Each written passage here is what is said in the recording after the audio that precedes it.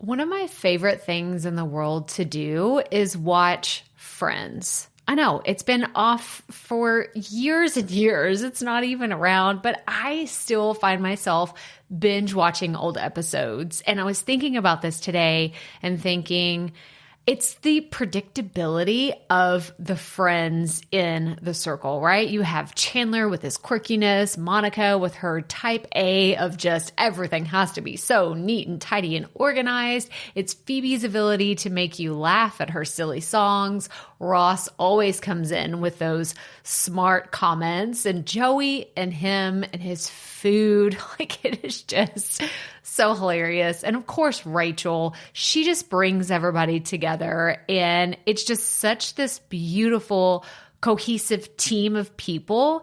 And it's why I wanted to come on and share with you today that I have an opportunity for you to find your friends in the content creation space. So if you are thinking about creating your first or your next digital course, I don't want you to miss this opportunity because Amy Porterfield just opened the doors for registration for her Course Confident Bootcamp. And I'm actually offering a special bonus for anyone that registers for the Course Confident Bootcamp through my special link. So I want you to go to crystalprofit.com/Amy-bootcamp to register.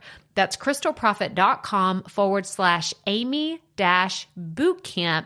And what you're going to find when you get there is I have this special bonus private podcast series. It's called Money Mindset for Creators. So I want you to go register for Amy's bootcamp, download the podcast, and immediately start listening to it, because what this training is set up to do is to help you get your mind right about monetizing your content, making money so that you can fuel your content creation dreams. So go to crystalprofit.com/Amy-bootcamp to register for Course Confident. And I cannot wait for you to find your friends and find the people that will be there for you. Do you see what I did there? Yeah, nice little friends segue connection. Go to crystalprofit.com/Amy-bootcamp. And I cannot wait to see you inside. Okay, let's get into today's episode. Hey everyone, and welcome to the Rookie Life Podcast. I'm your host, Crystal Profit, and I want to say thank you so much for joining us today for episode 16.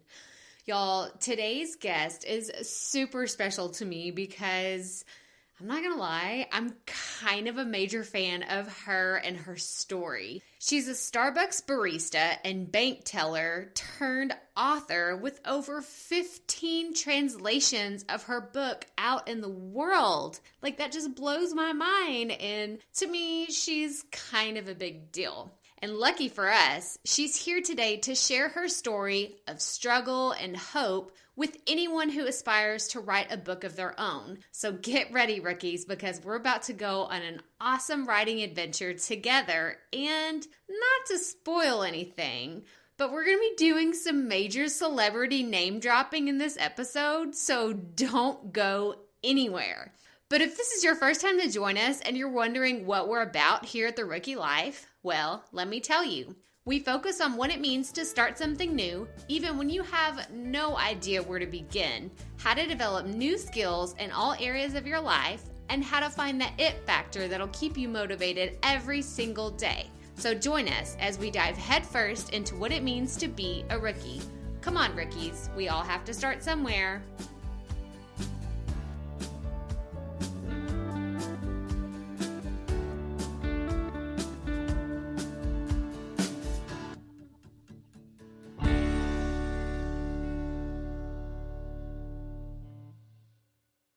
Hey rookies, and welcome back to episode 16. Before we dive into today's awesome story I have to share with you, I wanted to let you know a couple of things. The first is I wanted to remind you that we always provide the show notes for each episode. So if you're interested in learning more about any of our guests, then visit crystalprofit.com/podcast. That's Crystal with a K, Profit with 2 F's and 2 T's, and check out the show notes for this week's episode. You'll also find social media links for our guest, and then that way you can follow their journey. The next thing I wanted to remind you is to be sure and subscribe to the show so you don't miss any future episodes. There are some exciting things right around the corner, and I cannot wait to share them with you. And while you're at it, please rate and review the show on iTunes. We did our first giveaway not too long ago, and it was such a fun experience. And in the future, we're going to be choosing random reviewers to receive some cool Rookie Life merchandise. You can leave a star rating between 1 and 5 stars, and you can feel free to leave a comment on what you think of the show. I don't want you to miss out on the opportunity to get some really cool stuff, because who knows what the prize will be next time. Okay, now that we've gotten all of that out of the way, let me introduce you to our special guest today, Kayla Olson. Kayla lives with her husband and son in Denton, Texas, and is an author I met last year at a book conference. She was actually one of the keynote speakers at the conference. So let me just pause real fast. If you're a writer and you're wondering whether going to a book conference or a networking event is going to be worth it, this podcast is a testimony to their power. Get out there and meet other authors. Anyway, back to Kayla. What drew me to her and why I desperately wanted to share her story here on the podcast is because she got a book deal the old-fashioned way, without any connections in the industry or someone to say, hey, check out my friend's work.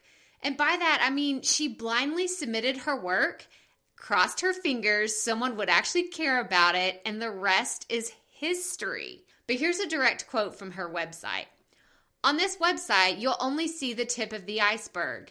You won't see the quiet early mornings or the late bleary-eyed nights. You won't see the dirty coffee mugs, the journals filled with revision notes, the manuscripts set aside for now or forever, the headaches and the heartbreaks, the string of no's that led to a life-changing yes. And if you're a writer currently in the midst of a string of no's, hang in there. Only you can write that book, and I'm rooting for you. So y'all, like I said, I'm a huge fan of hers. So let's dive right into my interview with Kayla Olson. Okay, Rookie Life Podcast, I'm so excited to introduce to you Kayla Olson, and I've already given you a little bit of her background information in her bio, but I just want to welcome you to the show, Kayla. Thank you so much for having me. It's great to chat with you. Yeah, this is so great. Okay, so some of our audience may know who you are and some people don't. So can you just tell us a little bit about you and your family and your journey to becoming a writer? Sure, yes. So my name is Kayla Olson, like she said, and I'm the author of 2 books. One came out in June of 2017. It was called The Sandcastle Empire. It's a young adult sci-fi survival story about 4 girls who escape from a war, looking for freedom. And so they're headed to this island hoping that it's the freedom, like the last neutral territory in the world. But when they get there, they quickly discover that it is much more deadly even than the world they left behind, which is the opposite of what they're expecting. So my books are very survival, but also about the relationships that happen during those survival scenarios. So that's the first book, and the second one will come out in November of this year, in just a few weeks, I guess. And it is called This Splintered Silence. It's unrelated to the first book, and it is set in space, and it's a mystery, but it's another sci-fi survival thriller. So that's a little bit about the books that I currently will have on shelves. And there's always several more that I'm working on at any given moment. And let's see, you asked about my family. I have a husband who we just celebrated our 11th anniversary this summer. Awesome. Yeah, and he's wonderful. He's so wonderful. And we have a 7-year-old little boy who is also wonderful. And they both have played a huge part in my writing journey. I started writing years before I ever had a kid, and my husband was always incredibly supportive just about me doing what I love to do and what made me creatively fulfilled, even though it was years before we started seeing any tangible, anything tangible from that, anything you could hold or any income. um, so he's always been just super supportive and treating it as something as of value, which has really encouraged me along the way. Once I found out I was pregnant, I was very sick for about 20 weeks of that pregnancy, and so did not write at all during that time. And after he was born, I was very sleep deprived and busy, as you are with a kid who takes like 27-minute long naps. So, oh no. so it, the whole time I was pregnant, and then probably about 9 months after that, ended up being an extended break for me from writing. And by the time at a certain point, I was just like, I've worked so hard for this. I worked so hard before I got pregnant, and now it's been about 1.5 years of me just being tired, and I still really want to go after that goal, but I feel like I don't have any time. I just finished like bringing a human into the world. Like, it's hard to create stories on top of that, just the energy. Oh my gosh, it's hard to live in that. Yeah, we had been in survival mode for so long, and so it's just like, creating a whole world and characters for a book. It takes a whole different set of physical and emotional energy, mental energy that I didn't have for a long time. But at a certain point, I just talked about it with my husband, and he was just like, you wanted this for so long. You'll find a way to do it. I know you can. And the very next morning, I got up at like 6 a.m. and started just really trying to make the most of the little time that I did have. And even if it wasn't long stretches of hours like I was used to before I had a baby, I ended up being more productive just by really valuing the time that I did have. Even if it was only 27 minutes at a time, I'd sit down and just like do my hardest to pound out as much as I could. I just took it one day at a time, one foot in front of the other. And it was just quite the lesson in being disciplined and driven, despite having a challenging schedule and a lot of demands on me. So were you working at this time when you had your son?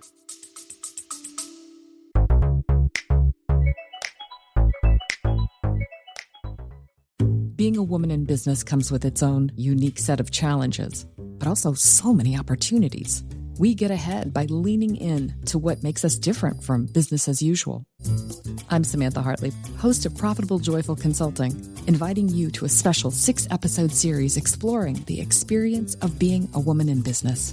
You want to hear from women consultants who've hit $1 million, who sell 6-figure engagements, or who've broken their own revenue ceilings? Yeah, those are my clients, and they'll be sharing too. Join me for 6 must-listen episodes that tackle key challenges for women consultants.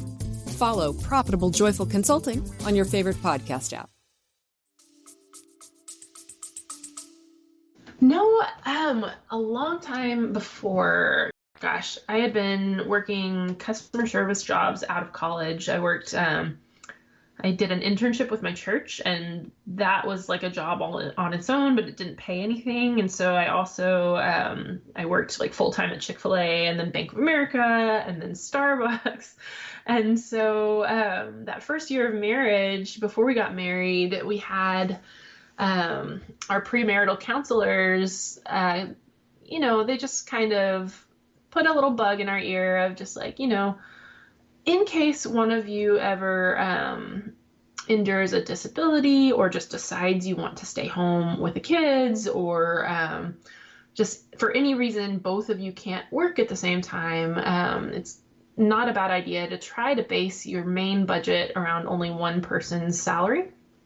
And we took that advice and really considered it and took it to heart when I was working at Bank of America. And I had hated that job for so long. It was just such a stress in my life. And even though my husband wasn't making a lot of money at the time, we decided to just base everything on his income.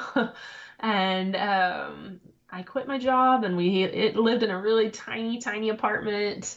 I wasn't even writing yet at that point, but that decision really has affected, it turned out to really be very important as the years went on, because even to this day, like, we still just base everything on his income. And anything that I've been able to pull in has been really like extra, I guess. So, which is nice, because even when you sell a book, it's broken up into multiple payments and spread out over years, and there's no guarantee of it ever happening again. So there's no consistency like in a regular job. So let's see. I was not actually working at the time. I worked at Starbucks for about a year after we got married, just picking up like part-time shifts because I liked the coffee and I wanted to do stuff. I didn't even apply for that job. My friend was the manager, and she happened to have just finished an interview while I was like reading or something in the cafe. And the person she had interviewed just walked out the door after their interview, and the manager looked at me and was like, "Hey, do you want to work here? You get free coffee, and like, you're already up here all the time."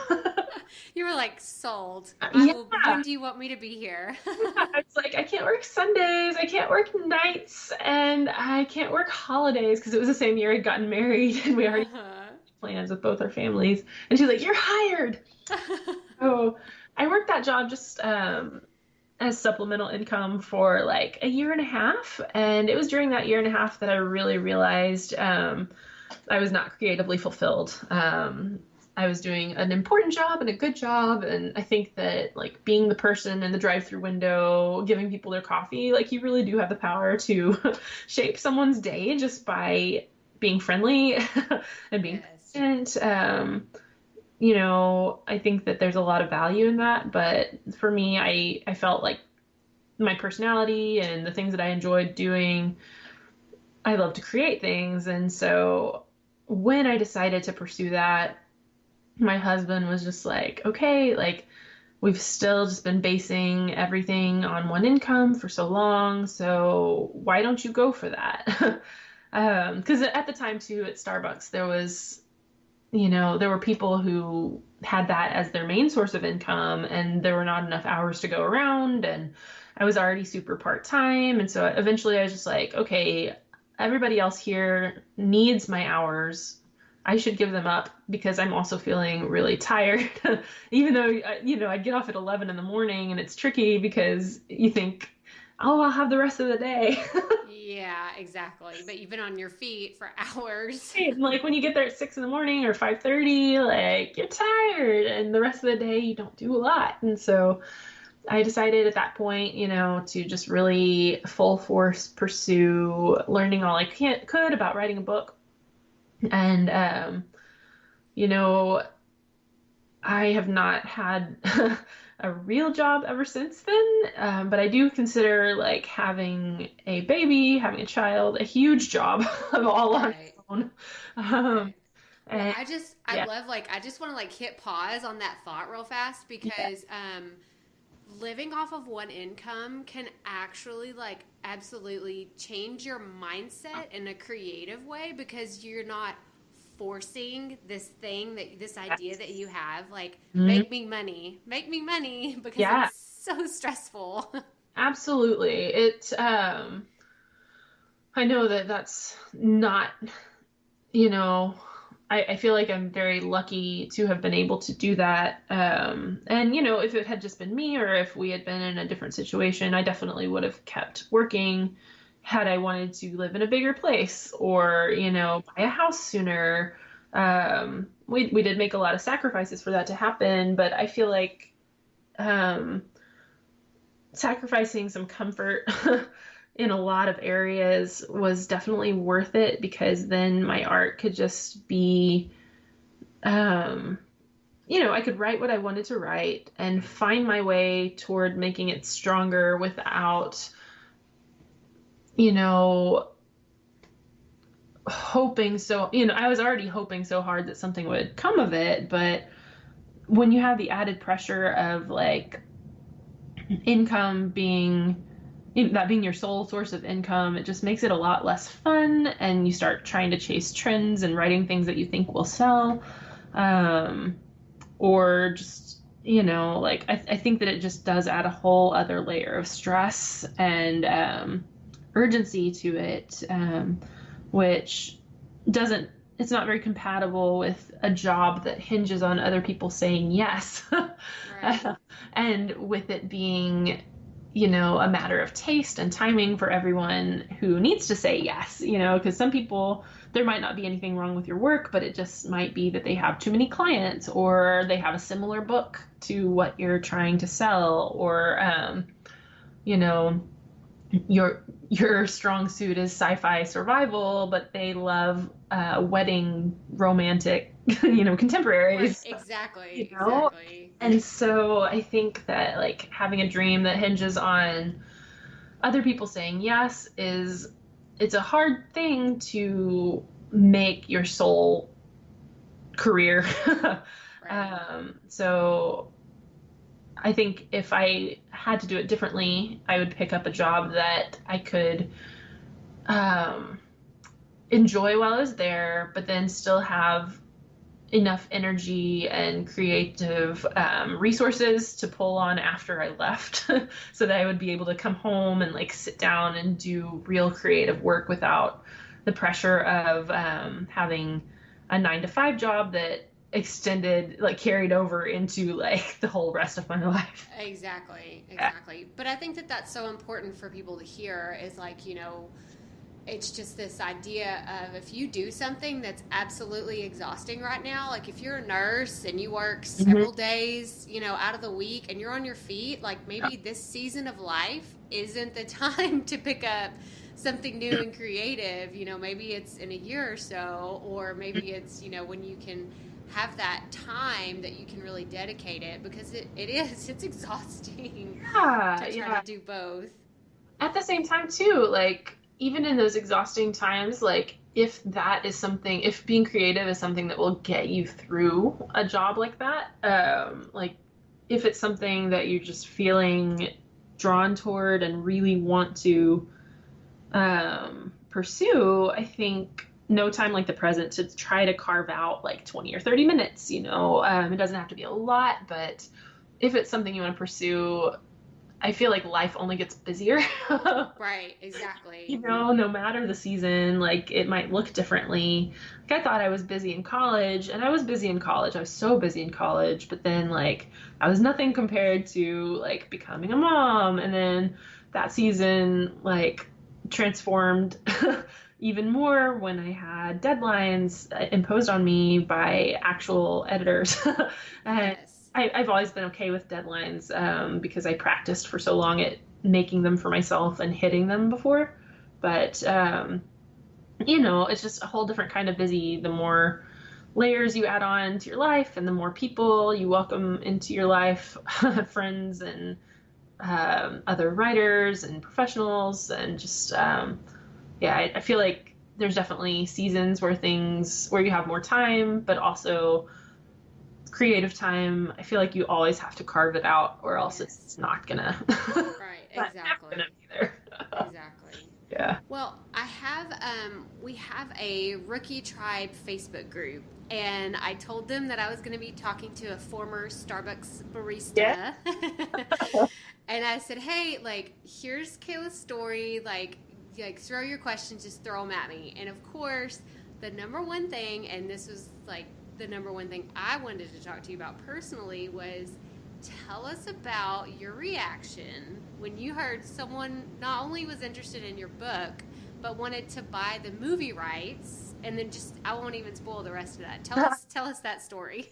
Yeah. So okay, let's see. I feel like it's best if if we back up to when, tell us about getting an agent, or just anything from you going from this is Kayla, I'm a writer, to someone's interested in what I have.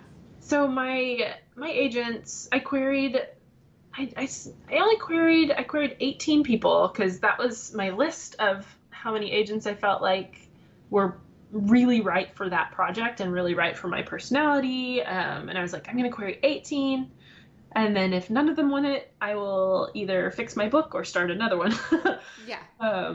And so fortunately, after a few months, I signed with my wonderful agents, Holly Root and Taylor Haggerty. And for that book, we sent that one out on submission to editors. And that's the book that I started right after my long stretch of frustration, after being pregnant and having a newborn and just not working on anything. I started that book, and that ended up being the one that got my agents. However, it was not the first book we sold. We were on submission for like a year with that. And the day after I started querying, I started writing The Sandcastle Empire. And so I continued working on The Sandcastle Empire the whole time we were on submission to editors.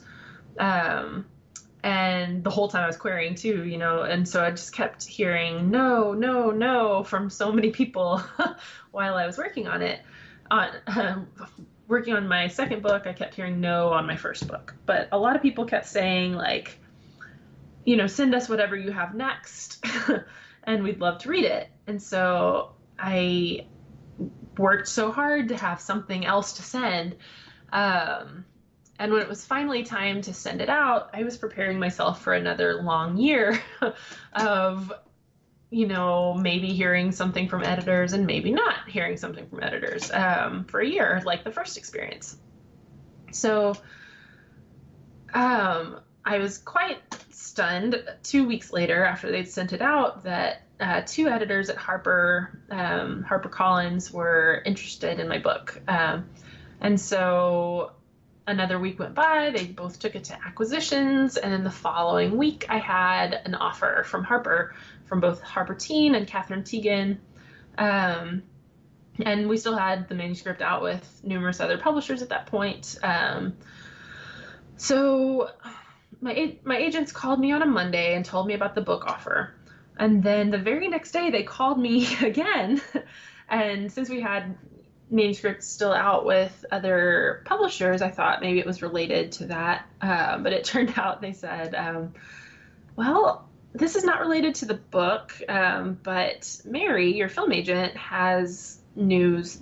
She heard from Leonardo DiCaprio's production company that they're interested in producing the film version of your book, which for me, it was just like, wait, now. Just tell me your reaction. Like, I want to know physically, like, where you were and, like, what you were doing when you heard that, because you're like, come again? Yeah. Excuse me? Like, tell me all about that. I don't think I'll ever forget that. I was sitting in my bedroom. I was on my bed, and I remember just kind of pacing while we were on the call, and then I was just like, I gotta sit down. Sitting on the bed and just being like, wait, now what does this mean? And I think it was just more of like a stunned silence there of, I couldn't talk about it, because when things like that are in progress, you don't go around telling people that it might happen. And so I just remember that day I had to go to Target for something. As you go to Target. And I remember walking into Target and just being like, I could look at any person in this store and they will know who Leonardo DiCaprio is. Like, yes. Everybody knows him, and for good reason. And it just started sinking in how surreal that was, that there had only been a handful of people in the world, agents and editors included, that had read my book.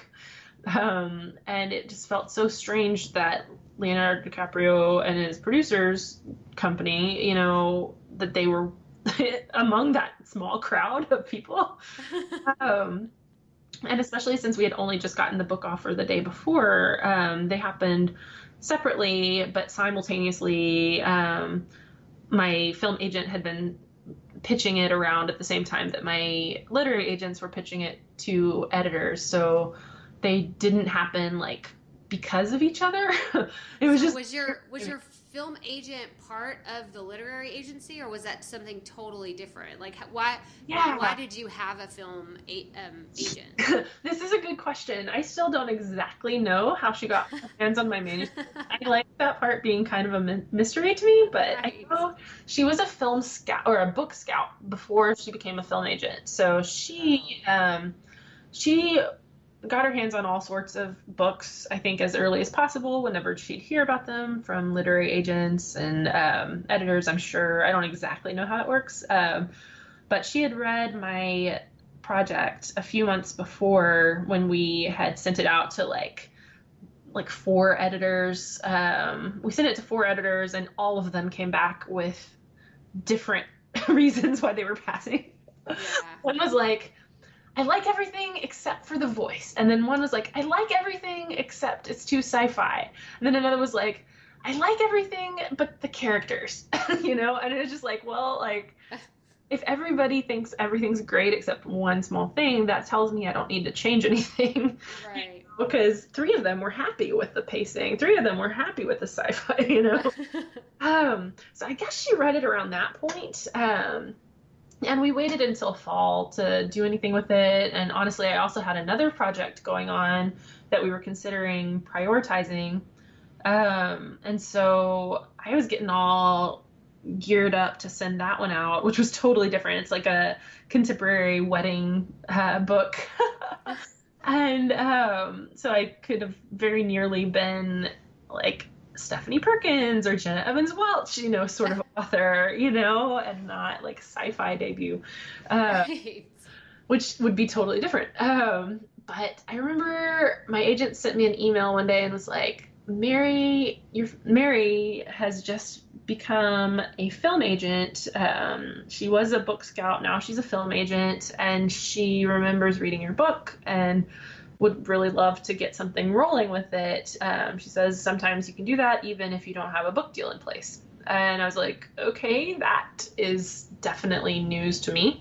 And so they were like, we're going to prioritize this, and I'm going to pull together a submission list. And within like a week or two, my agents had sent it out to editors, and then my film agent had sent it, I guess, to Appian Way, the producers. So the producers wanted to shop it around and see if they could get a deal together. And about a month later, I heard, that they were going to have a call with Paramount. And it seemed too soon to be a follow-up call, but in fact, that's actually what it was. So it's a follow-up call, and it took a whole nother week for them to offer on it. But it was just like probably the most anxious week I've ever had. I remember walking and just like nearly crumbling with curiosity of what was going to happen. Like, right. Chest just felt like it was caving in, and with hope, Right. And also like I tried really hard to like rein myself in from hoping too hard, because I was thrilled just to have a book deal, and so that. So, give me a timeline. What year was that? What year did that happen? 2015. So okay. That was fall. My book deal offer happened. Actually, I can't remember if it was September or October. I'm pretty sure it was September, and we're recording this on September 20th, and I'm pretty sure that call from my agents happened 3 years ago exactly today. Whoa, that's kind of crazy. Either September 20th or October 20th, and it's, now that I'm thinking, it was probably October because my offer from Paramount was November. But anyway, long story short, it's been about 3 years since then. Wow. And then I had to sit on The Secret for all of that for 4 months. Oh, that would have killed me. I'm too much of a talker. You'd have to tape my mouth shut. Yes, I didn't even tell like my parents or my sister for like so long. Gosh. And then I finally did, and it was a good thing because I didn't know when the announcement was going to go up in the Hollywood Reporter. My agents didn't even know. I got out of a workout class at like 7 o'clock on one Monday night in February, and my phone was just blowing up. And I got an email from my agent saying, well, sometimes the Hollywood Reporter just blows the story. You know, she saw it up in her Facebook feed, the article. Oh my gosh. So she didn't even know it was going to happen. My producers at the time, I guess they had spilled the story. So the film was announced before the book deal was actually announced. So, which was also kind of awkward because like they wanted to wait, the publisher wanted to wait for a little while until they actually announced it too. So they wanted to have an actual book announcement. It was awkward because I couldn't talk about publication details until the official announcement went out. So I kept getting like all these questions all over social media and being like, official announcement coming soon, official announcement. You're like, I don't know what I can and cannot say right now. Yeah. And so a lot of people, I think, assumed that the film deal happened before the book deal just because of the order of announcements, but it was actually the other way around. It was just weird timing all the way around. So right. Yeah. Well, So that's just, it's so cool. Like, I love, you know, like, that's just such an amazing story. And you're a first-time writer. I was actually telling someone, like, you're a first-time, like, this was your first book to be sold to a publishing house. And so I was telling, you know, a lot of my friends in this Facebook group, I was like, guys, she's the unicorn. Like, she is, like, there are unicorns out there, you know, because everyone's like, all you ever hear is people like, oh, I've been on submission for years and I've tried to talk to people for years. Like, I'm just about to give up. I'm just about to do this. And actually, so I originally, you know, we met in, I think it was October of last year at a children's book conference. And I heard your story and I was like, they do exist. Yeah. Like, it inspired me because all you often hear is just the negative and the negative. And you can try to do this, but it's probably not going to work for you, but you can try. And it wasn't very encouraging. But then, like, you're just like this beam of light, you know, that's just like, this can happen. So yeah, you know, I have a couple of thoughts on that. Like, for me, actually, my friend Jasmine Warga, I don't know if you're familiar with her books, but I met her at a conference, gosh, like way back in 2011. And it was before she had an agent and before she had a book deal. And I remember seeing her, she queried a middle grade novel, and did not have success with that. But I think it was just like a timing situation of like, she really found her true, like, most distinct and, amazing writing voice writing YA. And the next year when she queried, like, she had agents fighting over her book. Like, it was such a fast process over a weekend. She wrote My Heart and Other Black Holes, if you've heard of that. That was her debut. And then her book very quickly went to auction and she sold film rights as well. And so I think seeing her do that, and especially like having, you know, a time of querying agents before she queried successfully, it was so encouraging to me about just it being like the same writer can produce two different books, but if it's not the right timing and if it lands in the laps of people that don't connect with it at a certain time, it's not necessarily the writer that needs to change. It's like, write another project or try again at a different time. And just seeing her have so much fast success with people and just an overwhelming amount of success. Like, she sold a bunch of foreign territory rights as well. Like, it was just really encouraging to me to see one of my friends go through that. And that was the year before I started querying. And so I went in with a really just, I feel like a healthy perspective of like hope mixed with, you know, if it doesn't work out, I'll just try again and wait till I do have my very best work connect with people that I really want to work with. And so I think something I've learned over the past few years, especially since I experienced my own first book deal and signing with an agent, is that there are two kinds of writers. Some who will, like you and like me, like be very encouraged and motivated when the unicorn happens.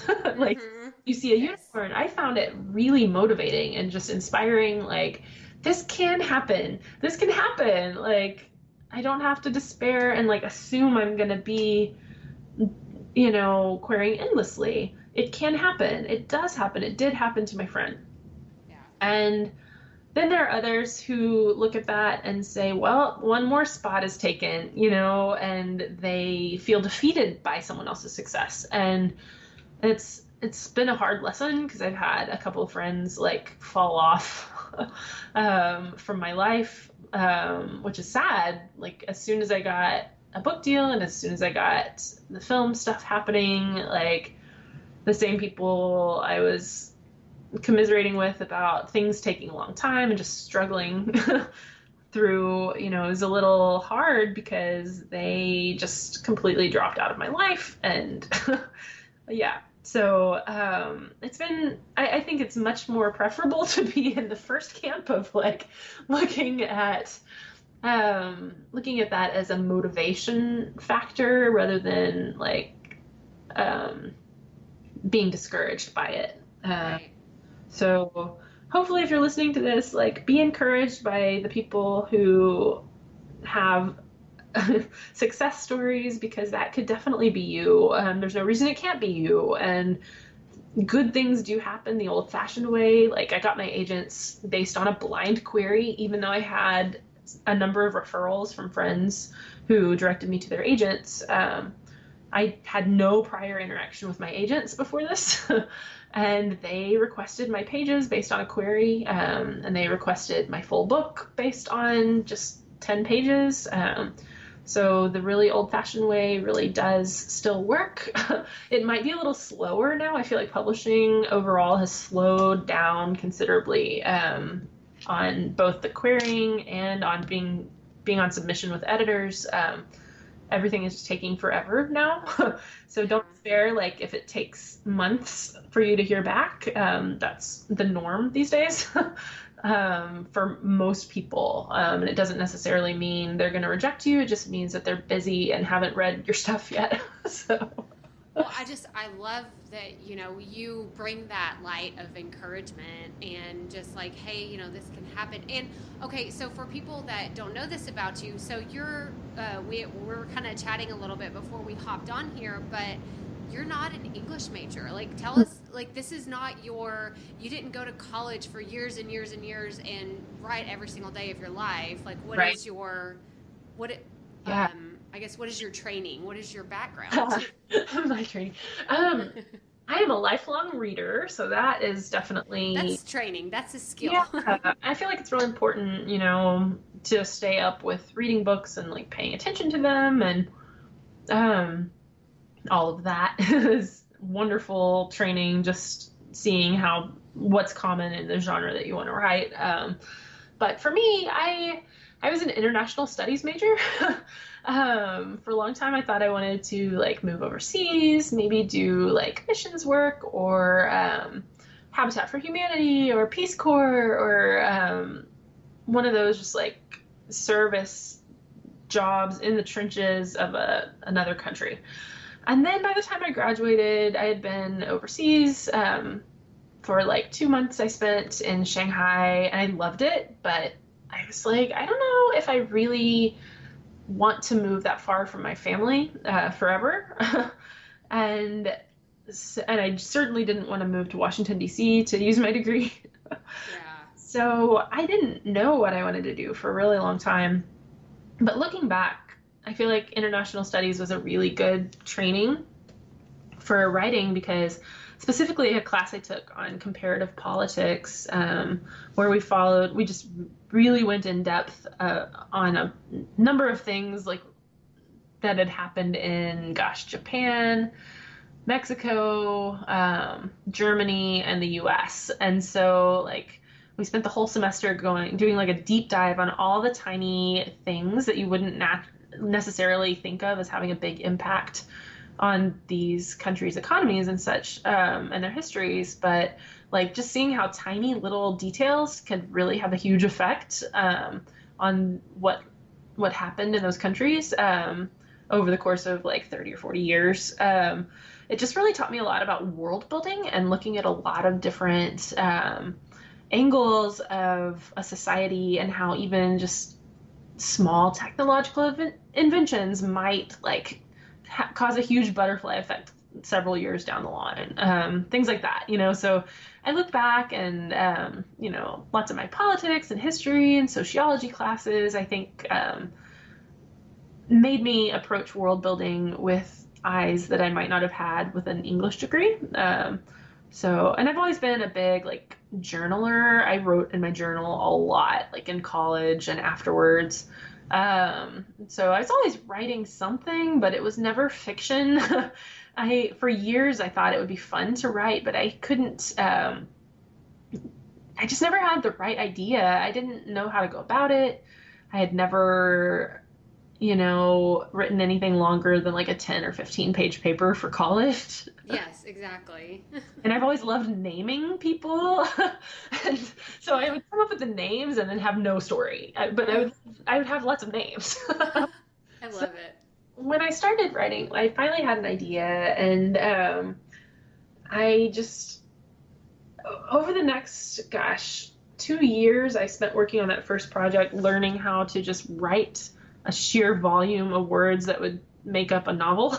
Mm-hmm. And throughout those years, I then like taught myself how to take it apart and revise and how to hold a whole story in my head with multiple threads going on, multiple character arcs. And it was just a lot of practice and then a lot of reading other people's manuscripts. I read manuscripts for a literary agent for a long time, and got to kind of help her prioritize what she should read quickly and, what might get offered on really quickly, and then other things that might not get offered on as quickly. And especially reading the manuscripts that weren't quite solid yet. They were solid enough for her to request the full, but not solid enough for her to offer on. And those in particular taught me so much just about looking for ways that the work could be stronger. Like, what would make this a better manuscript? What would make this something she would offer on? What's not on the page that should be? And so I think that really helped me look at my own work objectively. So yeah, reading a lot, reading work that's not published, especially if you trade it with critique partners, that will help. That helped me at least be a lot more. I just learned so much. I think one of the big takeaways from that internship too was like, I could really tell within a paragraph if I was going to love the book or if it wasn't going to be a good fit, or if it was going to be one where I was taking notes on every single page. And it taught me so much about how you hear people say like, oh yeah, I knew within a line, I knew on the first page that it wasn't for me, or I knew on the first page that I'd love it. And I used to think like, how can that be? How can that be true? And I found that every single time, like 100% of the time, it was a hit for me if I liked it on the first page and a miss if I couldn't connect. And so it really challenged me to start trying my best to, write a compelling first page, and then from there write a compelling first chapter, and then from there make everything as strong as the opening. And yeah, so my training, this is just a bunch of trial and error and reading a lot of craft books and a lot of internet articles. Well, I love that, to me, like from an outsider's perspective looking in, it just sounds like one big puzzle that you're putting like a piece together, like each time. Like you're like, I have no idea where international studies fits into this, but it's part of my puzzle. Like it's part of the journey. Yeah. And just to see it all come together, like it's very inspiring to, well, like you said, there may be someone that goes to college for a certain, vocation or study, and then they find themselves like not doing that thing that they were doing. They're doing something totally different. And I think to me that's almost inspiring, because it's like you don't have to choose one path in life and absolutely concrete yourself to I'm just going to do this one thing. So yeah, absolutely. Awesome. I think that, decisions can be fluid, Right. You change as a person, and like, just because you've had this certain experience, or just because you have decided to study this one thing, doesn't necessarily mean you have to use it in exactly the way that you thought you would. Right. And I think that who we are is just, each person is made up of so many experiences over the course of their lifetime, and lots of thoughts and lots of interactions, and all of those give you a unique perspective. And so from there, you just have to like figure out the best way to apply all of that into something that, fits your goals, I guess. For me, I was at my Starbucks job, and I looked at myself and I was like, I love doing logic problems. I love puzzles. I also love to empathize with people. I love to like be creative and analytical and sit alone at a desk. And, all of this just felt like the perfect makings of someone who wrote novels. And I decided I want to try my hand at this, because it really does sound like it would suit me well. And it's so funny. I was even thinking about this last night when I did a career panel for the English majors at my alma mater, and just thinking about how when I was in college, I would get so stressed out about the idea of picking a job and just not knowing what the right thing for me was. And I sat there on that panel, like this career panel, and I was like, hey, I guess I do have a career now. It just happens. Like, I spent so much stress and anxiety wondering what the right thing was for me. And I think just listening to yourself and paying attention to your strengths and what you enjoy, like, will often lead you to an opportunity that'll be right for you if you're just paying attention, I guess, or seeking that out. So, yeah. Well, that's awesome. Well, we're like kind of getting close to like our time limit, and Kayla, I could talk to you for hours like about all this stuff. I really could, because you're so inspiring, but I want to get to our segment we'll just turn this into some rapid fire questions, but it's called Keeping It Real. So my first question is, what motivates you on days when things are just super tough, you're running late, you've spilled your coffee, something crazy's going on? Like, what motivates you on those days?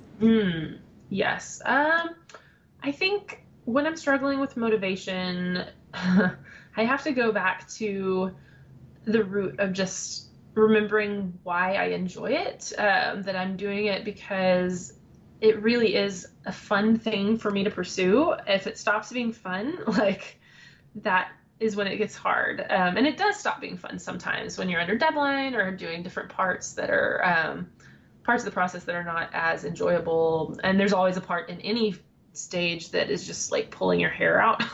And so I think I always feel so, it's always fun. It's like finishing a puzzle or finishing a logic problem and just being like, I did that. Look at this, It's just a satisfying feeling to finish. And so if I remember that on the days where it's just a real slog, remember that putting one foot in front of the other and just pushing through the hard work will be more satisfying to future Kayla than seeing heaps of just unfinished stuff that I could have done if only I had tried, That's such good advice. Oh my gosh. No, that's so good. It's hard though. And sometimes you have to listen to yourself too, because some days when you're just spilling coffee and exhausted and like tired from everything and not emotionally able to focus, sometimes those days are better spent doing other things. And I think learning yourself and saying, okay, today I'm going to take a break, but tomorrow I'm going to come back to it, and holding yourself to that can be really helpful as well. Well, that's good. No, that's awesome. Agree with you 100% on that. Oh my gosh. Speaking purely from experience here. Yes, I'm like, totally get it. Okay, my next question is, do you consider yourself a perfectionist? Yes. I do feel like publishing has really helped me overcome a bit of that, which is funny. I was such a perfectionist on the Sandcastle Empire, and even with querying my first project that got my agents, gosh, I put it through so many readers and did so many drafts and was very meticulous with every word. And I think so much of that was rooted in fear, rooted in the fear of someone rejecting me for something small or not connecting with something that I could have fixed. As time goes on, I'm learning, like, at every stage in the process, it's just the way it is. Some people will connect and some people will not. And you're never going to be able to make it perfect enough for the entire world to love it, no matter how much work you put in. So for me, it's been such an eye-opening experience to help me make something that I'm proud of, but don't obsess over it to the point of it sitting on my computer when it really needs to get sent out. And I think, like, learning to be proud of something, even if it's not perfect, has been very refreshing and helpful, because now I don't have as much fear involved there in trying to make it perfect. I do want it to be as strong as possible and as clean as possible, though. So, like, punctuation wise and grammar wise. Right. So I will be really meticulous about that stuff, but, tweaking it endlessly does no one any favors. And eventually, you just can't shield yourself from people not connecting with it, because everybody will go through that at every phase, whether. And I'm sure even, your works that you've already completed, you could probably take it off a bookshelf and say, okay, here's where I messed up, here, or this is what I wish I would have gone back and changed. But it's like, if you don't get it out there, it'll always just stay in your head. Yeah. And you could just, like, spend years just refining it. And then somebody will pick up on something that you didn't even notice, and you're like, right. Oh, like, of course. So, exactly. Yeah. Well, my next question, this is the last one I have for you. What's the best advice you would give to your younger self? Good question. Yeah, I think the advice I've given before, and the advice that sticks with me after all the years of working on things, is to write because you love it and not necessarily because you want other people to love you for it. I think that really, when, again, we've talked about dreams that hinge on other people saying yes, like, you can't control anything but the work, the content of the work. You can't control who says yes to it. You can't control who loves it. And so I think a good goal and a good measure for me, my own involvement with my work, is just to write something that I'm really proud of. And if other people connect with it, awesome. And if not, like, that should not determine my worth in any way, or the worth of my work. Like, that identity needs to not hinge on what other people think of you or your work. So I think that was a lesson I learned kind of a hard way, just through, I didn't realize how much hope and identity I had tied up in that book that we had on submission that was not selling after a full year. And I started writing the Sandcastle Empire and had finally shown it to my agents, and was so sure that this was going to be, like, the book that would sell. And then their feedback to me made me think, oh my gosh, I'm going to have to rewrite 85% of this book. Oh no. And that was one of the only times that I've only just like said, is it worth it? Is it hard? Like, is it worth all this time and energy and emotional energy that I'm spending, you know? And I realized that so much of my enjoyment of it at that point was like tied up with other people saying yes to it. And eventually I just kind of settled on, like, I heard this advice in an interview with Courtney Stevens, who was interviewed on the First Draft with Sarah Enni podcast. And her advice was, you know, her goal as a writer was to have her name listed in more acknowledgement sections than on the spines of books. And I thought that that was so wise. And just really made me think, you know, if the only reason I am doing this, like, I feel like it's what I'm meant to be doing, but that doesn't necessarily mean I'm going to get a yes or a book to show for it. Like, maybe my purpose here is to encourage other people along the way, and that has to be okay, you know?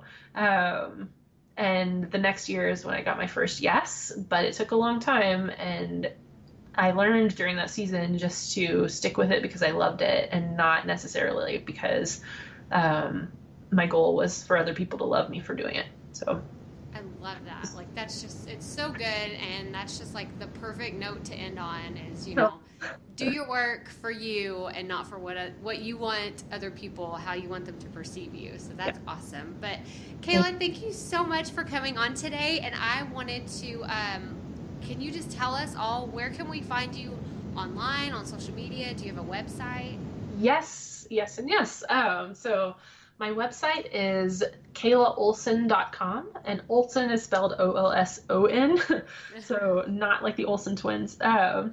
And so my website, you can read more about my books or send me an email if you want to get in touch. It also has all my social media listed on there. My favorite social media, my home on the internet, is basically Instagram. And so you can find me at author Kayla Olson on Instagram. And I would love to connect, especially if you've listened, shoot me a message or leave a comment. I'd love to chat with you. So, well, thank you so much for coming on the show today. Thank you. Thanks so much for having me. Y'all, Kayla is my unicorn. Like, and I know that sounds funny and it makes us laugh or whatever, but it's so true. Like, her story just inspires me to try harder, and it reminds me to keep going and to keep pushing even when things get hard. No, especially when things get hard. And to keep going even when I'm facing rejection day after day after day, because you never know who will be the one person to say yes.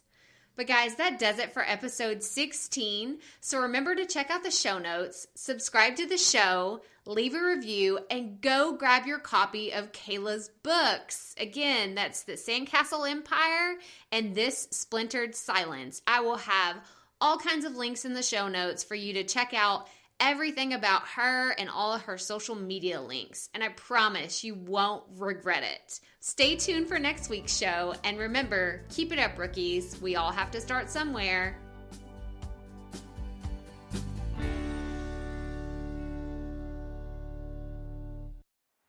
Hey, Profit Podcast listeners. Thanks for sticking around to a little bit after the episode to hear this special message, because I want to hear from you.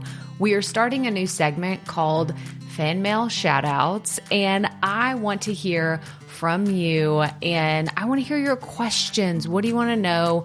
What questions have you been dying to ask me? So here's how to make this happen. Go to the app where you're listening to this podcast right now. Go there. I'll wait a second. Okay. Now, once you're there, you're going to see a hyperlink at the top of the episode description that says, send Crystal a text message. And that's all I want you to do. Send me a text. It could be casual, informal. It could be totally anonymous. Or if you want, you can include your name and the name of your podcast or content wherever you are creating, and I will give you a special shout out in an upcoming episode. So again, go to the show notes for where you're listening to this episode right now and it will say, send Crystal a text message. And I cannot wait to hear from you and give you a shout out in an upcoming segment of fan mail shout outs.